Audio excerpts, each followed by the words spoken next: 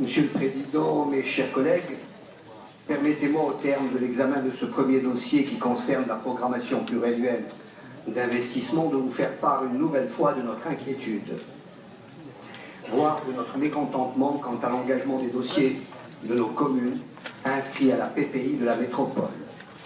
Je vous rappelle que nous avons voté cette programmation pluriannuelle le 6 juillet 2015. Notre groupe avait voté favorablement cette délibération compte tenu des négociations menées par votre cabinet et les engagements que vous aviez pris à l'égard de nos membres. Nous avions montré à cette occasion que nous étions dans une démarche constructive pour plusieurs raisons. Tout d'abord, nous avions conscience que l'enveloppe de 3,5 milliards d'euros était effectivement, comme cela nous avait été présenté, un levier puissant pour le développement de la métropole et un soutien fort à l'emploi et notamment pour le secteur du BTP. Ensuite, nous avions voté positivement cette PPI qui marquait un choix d'investissement malgré un contexte financier très difficile du fait de la baisse des dotations de l'État imposées aux collectivités territoriales par vos amis du gouvernement. Enfin, les maires de notre groupe étaient globalement satisfaits car chacun retrouvait ses projets dans les grands axes que vous aviez retenus, à savoir le dynamisme économique, une métropole plus solidaire, une amélioration du cadre de vie. Vous le voyez, c'est bien une relation de confiance que nous avons voulu instaurer en approuvant cette délibération le 6 juillet 2015. Mais comme en amour, Monsieur le Président, pour poursuivre une relation de confiance, il faut être deux.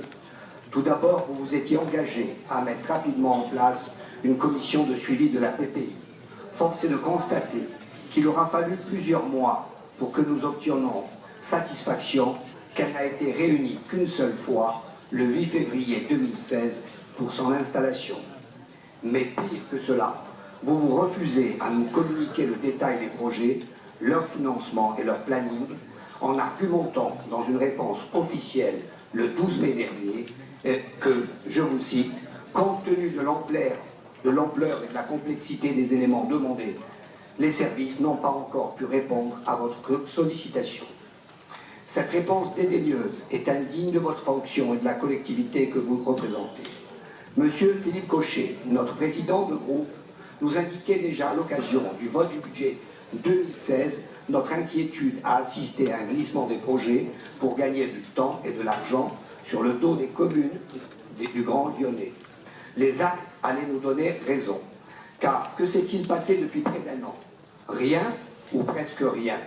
Nous sommes fin mai et nos maires viennent juste de recevoir vos collaborateurs pour faire le point sur l'engagement de cette programmation. Pire, c'est pour nous annoncer que les premiers gros travaux seront pour début 2018, comme c'est le cas pour la ville de Nyons. Notre première inquiétude était donc bien justifiée. Cela veut dire que nous allons arriver à la moitié de ce mandat sans que rien ne se passe dans nos communes. De plus, au regard des annonces de calendrier, les maires de notre groupe ont de plus en plus la conviction que le choix des projets à prioriser ne se font pas sur des critères objectifs, mais sur des critères plus partisans. Car c'est vrai, il faut tenir jusqu'en 2020 une majorité soudée sur des arrangements, notamment financiers.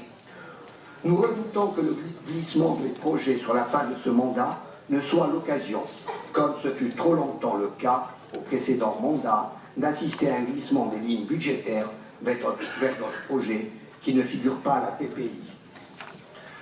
Et que nous voyons apparaître depuis quelques jours, comme le déclassement des autoroutes A6, A7 dans la traversée de Lyon. C'est pourquoi nous réitérons notre demande, à savoir que nous exigeons que le comité de suivi de la PPI soit informé du contenu de chaque dossier, des engagements financiers et d'un calendrier de réalisation par opération. Ce serait aussi la démonstration, Monsieur le Président, que vous tenez aux engagements politiques.